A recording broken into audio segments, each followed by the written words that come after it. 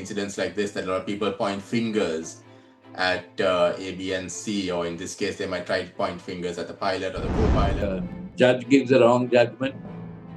It's called miscarriage of justice. But how come when a pilot does a mistake, it's pilot error? You see, it's a human, pilots are as human as anyone else. But when it comes to the safety of the airline, is it totally the pilot's responsibility, or is it the ground crew who checks the airline for them to make sure that the airline is actually airworthy before it takes off? On the authority of the captain, the airplane is maintained by various other entities who will ensure and give the status report to the captain when he reports for duty. The litmus test is very simple. There are, say, 3 systems. If one system is not working, and if you feel that your family would be safe having flying on 2 systems only, then you definitely take it. Since I have been now into accident investigation, they say that what you should really do is to find out the cause behind the cause. There's no doubt that flying is the safest form of transportation.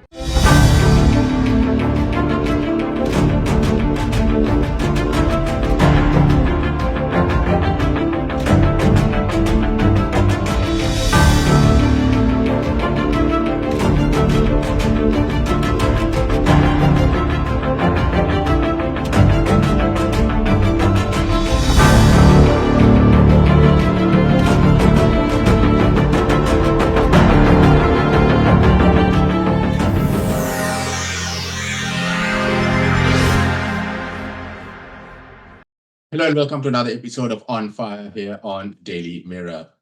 Now, the incident in India where Air India flight carrying over 250 odd passengers and crew crashed, killing all of them except one, has grabbed a lot of attention globally. A lot of concerns are being raised about air safety, and of course, a lot of questions are being raised about who is responsible for that air crash. On the program today, I have a very well experienced pilot. He served for Air Ceylon before he became SriLankan Airlines. He flew for Singapore Airlines, and of course, then he flew for SriLankan Airlines as well. Gihan Fernando is on the program today, and I thought I'll speak to him about about pilots, about pilot errors, what do investigators look into when they investigate incidents like this Air India crash, and about overall about air safety. Gihan, welcome to the program. Thanks for having me. My pleasure. So this whole Air India crash, this has raised a lot of concerns among the public about air safety, and a lot of questions, of course, are being raised about what may have happened. But of course, we're not going to speculate about what may have happened, what may not have happened. We'll let the investigators determine that. But I thought, with your experience as a pilot for so many years with SriLankan Airlines, Air Ceylon, and Singapore Airlines, what, firstly, when you see incidents like this, like the crash in Ahmedabad, what goes in your mind, Gihan, as a pilot? What would you be thinking at this point? Well, actually, first thing, as you said, you really shouldn't speculate and jump into conclusions. But on the other hand, you can make a intelligent guess as to what may have happened. But the present day thinking, since I have been now into accident investigation, they say that what you should really do is to find out the cause behind the cause. We may be able to find out what really happened through using the flight data recorder and the cockpit voice recorder. But that itself won't be enough. We must find out and analyze as to why if someone made a mistake, why that mistake was made. So eventually, it boils down to finding out the root cause. Right. But we are hearing now, I mean, at the time of this recording, we see reports coming out that the pilot had sent out a mayday saying losing power, losing thrust. what does, for someone who doesn't know, what does losing thrust and how does losing power affect the plane? Essentially, thrust and power are one and the same. Uh, we have gauges on board the airplane because noise itself may not be a good indicator, especially jet engines, as to how the engines are performing. But we have gauges on board the airplane which give you the indication of what sort of thrust the engines are producing. So usually now it has come to a stage like the old propeller days. The fans are so big. As long as you know what the RPM of the fan is, the RPMs will actually give you an indication of what your thrust is, what the thrust produced is like.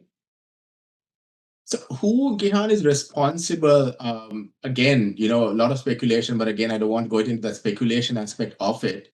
But when it comes to the safety of the airline, is it totally the pilot's responsibility, or is it the ground crew who checks the airline for them to make sure that the airline is actually airworthy before it takes off? Who does the final checks on that? Really, in the old days, it was a one-man show. The pilot was responsible for everything.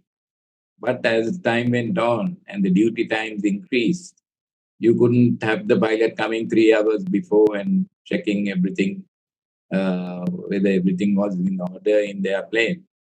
So the aircraft is usually maintained. Now this must be at the on the authority of the captain. The airplane is maintained by various other entities who will ensure and give the status report to the captain when he reports for duty. Because so captain checks everything before. Yeah, of course, it's a minimal thing. Civil aviation works on trust. So you can't actually really know everything. But all these experts get together and they will eventually, it will be delegated to them. But the responsibility will be taken over by the authority is delegated, but the responsibility is the captain's eventually. Okay. But then if he sees something. Sorry, Okay, before the plane takes off, would the captain then go and check everything to see, okay, is there any malfunction in the plane? Is there enough fuel? Are those sort of checks done as well? Or is it based on whatever documentation is given to the pilot? Of course, yeah, there's what you call a feedback he can see in his gauges and how the engines are performing, whether everything is done properly. Okay. But as for the nitty-gritties, it's all done by the engineers on the authority of the captain. Okay. And he takes over the responsibility by signing the relevant documents, taking over the airplane. But I guess no matter how much you check, even if everything looks perfect, there might be some defect that could result in a crash. Assuming that was what caused. Yeah. So take for instance, loading of the airplane is 3 minutes before the closing of the doors. 3 minutes. He is given a form which is called a load sheet, which will have all the details of how heavy the airplane is and where the loads are. The baggage is loaded and how many passengers on board. But there is absolutely impossible to check. So you have to go on trust. Right. Now, those are the things that have to the industry has now fine-tuned it, and the captain will sign the document and take everything over. But of course, when he gets airborne, he will know whether the results are correct or not. But sometimes that it may be there have been a few incidents where the wrong loading has taken place and the airplanes have crashed. Okay. The weight and balance not correct. So that does play a major impact there, is it? The weight of the plane, even if there's extra loading, I see reports of that people paying extra to get more baggage on board or sleeping extra baggages on board. So is that really a major factor when it comes to air safety as well? In a flight like this, where it is a long distance flight, definitely it becomes a major factor. And of course, with my experience, I would say, and I'm sure the crew too would realize that, especially in places like, I'm sorry to say this, but places like India sometimes might exceed the maximum takeoff weight. Okay. So the investigator would definitely look at that and see. Of course, it evens out. There'll be some passengers with less baggage, others with more. So when you have these 40 kilos, which is given for you, if you take say 45 or 50 of one passenger, the other guy may come with only 30. You see, so yeah.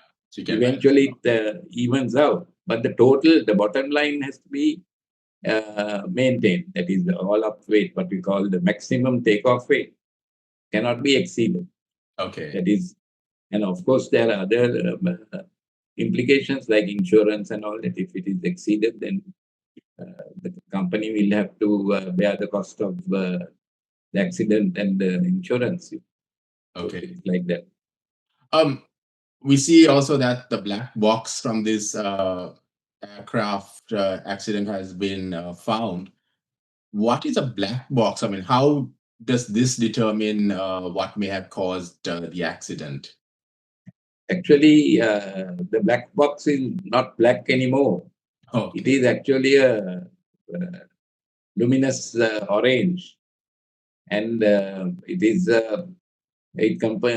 consists of two components. One is cockpit voice recorder, which is so sensitive that even a click of a switch and all that can be heard in that cockpit voice recorder. And the other one is the uh, flight data recorder, which has over a few thousand parameters which will be measured, like what the control positions were, what the engine power was, where the what the temperature outside was. Like that, there are 2,000 or even more. I wouldn't even think of how many parameters will be measured, but definitely over 2,000 parameters are measured by the even what the movies that the people are watching is all recorded and transmitted to the. Now they will have a record of all this in India as well. Okay. On ground. Okay. It's a sort of moving thing. Is there any? I mean, from your experience and what you know about airlines, now this was a Boeing airline, a Dreamliner. Um, is there any, or has there been any concerns about this type of airline before, from your knowledge? From my knowledge, I only remember that initially there was something to do with the lithium-ion batteries. Okay. But other than that, in the last, I think, 14 years since it was built, it was put to the industry. It has been doing very good service, and people were very happy with the airplane itself. Okay. But you never know. I mean, there are so many things and it will be the first time that some sort of thing will happen, and then you will definitely they will try to sort it out. What they say is, if there's a mistake, let it be a new one, and not a whole mistake that Could have happen. Yeah, I think when you speak about all mistakes, I don't know whether this is a mistake per se, but one of the passengers, a passenger who flew this plane from New Delhi, I believe, to Ahmedabad before the plane took off to London, he has shared some videos on social media saying that the air condition was not working, that the video, the touch screens were not working. I'm not too sure whether these are issues that should have been looked into at that point, because this passenger is, wanting to come out and assist in investigations. But are these major factors, air conditioning in a flight not working? I mean, touchscreens, I guess, is just for the movies, but are those major factors that should have been looked into if it is true, if there was such an issue? Yeah, after now, while economy is in the planning stage, economy takes a priority when it comes to service delivery. it is definitely safety first. Second is the comfort of passengers. Thirdly is schedule, and lastly is economy. You see, that's how we have been taught to prioritize. So, but the question is, did this passenger complain to the stewardess, so that these, unless they complain, these things won't be rectified. Right. I mean, there are so many parameters to check that they sometimes may miss something which is not which has not been complained on. Right. I also just want to go into, as a pilot, what do you think, like when you get onto a plane, you've got the responsibility of what, 200, 300 plus passengers in your hands. What do you think, just to get into your mind of how you think when you were flying a plane, when you get on the plane, what sort of thoughts do you have at that point? The litmus test is very simple. Would you have your own family, wife and children flying on the same plane? Would you? So if you think that that is okay, there are certain. I mean, you cannot have 100% what do you call serviceable airplane. There are certain areas what we have something called a minimum equipment list. So there's redundancy built into the airplanes. So when there are say three systems, if one system is not working, and if you feel that your family would be safe having flying on two systems only, then you definitely take it. So the litmus test is really to will you allow your family to fly on board that flight. So that is something that we uh, get used to doing. So if you feel that the plane is not airworthy, and if I'm just hypothetically saying, let's say the company, the airline company tells you, no, okay, you just fly it. There's just 1% of issues there. Disregard that. You just take the plane away. Would you? No, there are guidance, what they call a minimum equipment list. Okay. The guidance is given, and only if it is within that guidance level, which has been analyzed by the maintenance people and the Department of in this case, the Civil Aviation Authority of Sri Lanka. They work this list out from a master list, and only if that list is satisfactorily completed will you take the airplane. But even then, the captain has a right to say, no, I don't think this is safe, and he might get shot by the company, but he's allowed to because he's taking that aircraft and he holds the responsibility. Okay. And what sort of role does the co-pilot play? I mean, is it always the responsibility only of the pilot, or does the co-pilot sort of share that responsibility? Yeah, we usually fly 50-50. In the old days, of course, the old captains used to say, you watch, I'm going to fly, and you don't get any real handling experience. But in the present day and age, we generally share the flying. And this is to train the co-pilot also, that when he becomes a captain one day, that he will. So you, if I may say so, like you play the game, like when you are the non-flying, what they call monitoring pilot. Right. You allow the other guy, as long as he's not dangerous, to make all the decisions. See? So the co-pilot is actually playing the role of a house officer. Okay. And if you take the medical context, right, he will not only learn what to do, he'll learn what not to do also. But he needs to know everything in case the pilot, for some reason, for medical emergency or something, cannot fly the plane. The co-pilot knows everything, basically. Yeah, the co-pilot is actually trained up to the same level, except that the guy on the left-hand seat, the captain, will be more with that more experience and more exposure. So if he is a good captain, he will probably tell the co-pilot, look, this is the way it should be done, and discuss all these things at the time when there's no pressure on them. Okay. And of course, after this Air India crash, we are seeing a lot of people raising concerns about flying again. With your experience,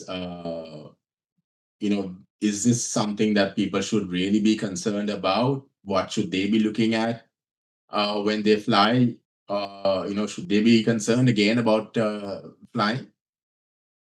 There's no doubt that flying is the safest form of transportation, and that has been acknowledged purely by the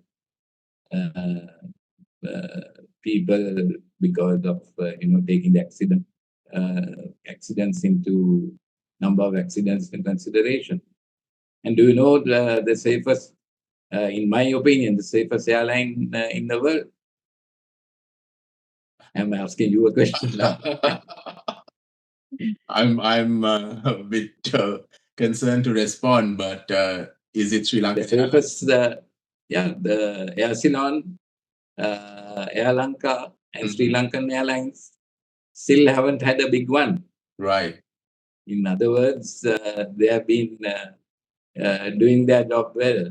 But of course, the Western world they won't recognize it because they say Qantas is the best airline. But they spent more than a brand new airplane to keep their records straight when Qantas airplane crashed in Bangkok.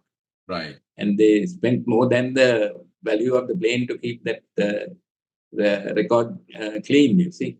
Right. But whereas we, although we say we are usually late, it's actually we are late because we are safe.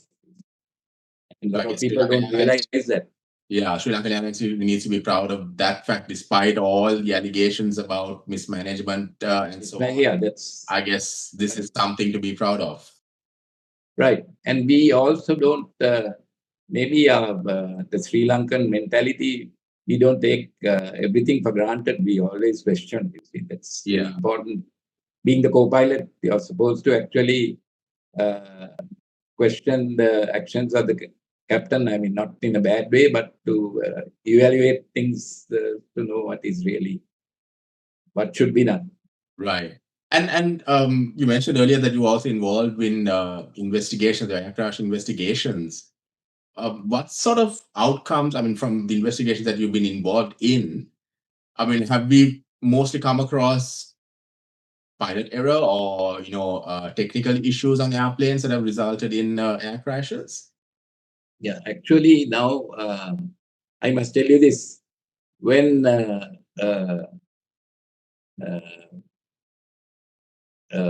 do you say, a medical doctor has, loses a patient on the operating table, or surgeon loses a patient on the operating table, what do you call it? You call it a medical misadventure. Right. Surgical misadventure. Okay.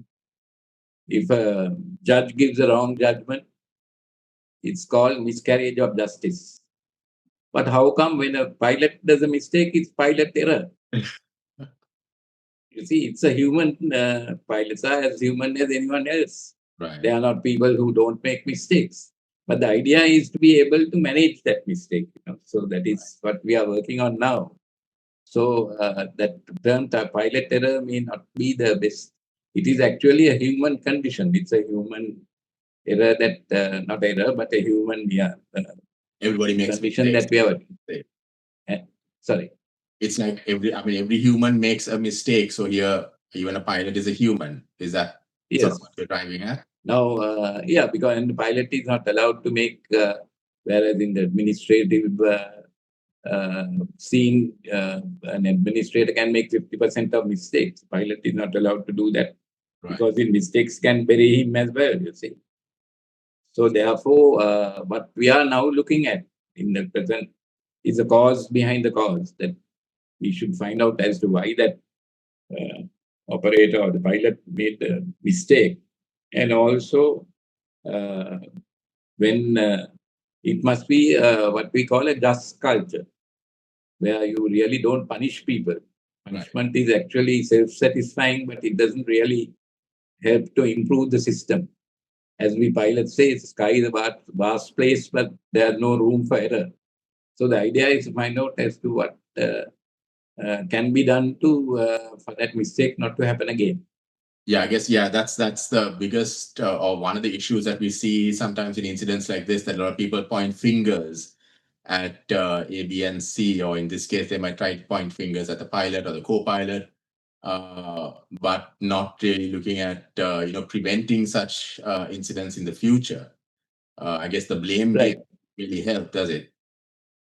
It doesn't. And now the thing is, does with the system support the people to be error free, or did the errors occur because of the system? I mean, there's some people have written books on distraction and all these things. Right. About the now another comparison. Now the doctors are using some of the techniques that we have used in our field of work in surgery as well. For instance, we have something called a sterile cockpit, where we don't talk of other matters up to the point the seatbelt sign goes off.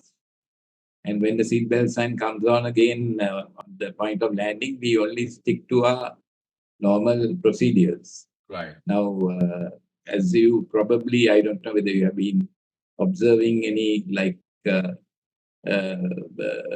operations or any other professional doing work, you'll find while they're doing their work, they'll be talking of all kinds of things like what they did last night and all that sort of thing. Yeah. But whereas that luxury is not given to the pilot because now he's been recorded. Oh. And he's everything. So, and not that is not the reason, but he has to concentrate. And of course, all have been evolved through accidents. American Airlines had accident where people are talking about used cars and all that, the two pilots. Then after that, they installed this concept of a sterile cockpit, and now it's being done in other fields as well. Great. Really good getting your insight, Gihan. We'll have to stop it at that, but thank you so much for your time. Thank you for your insights. You're welcome. Good talking to you, and hopefully we'll be able to have another chat very soon as well.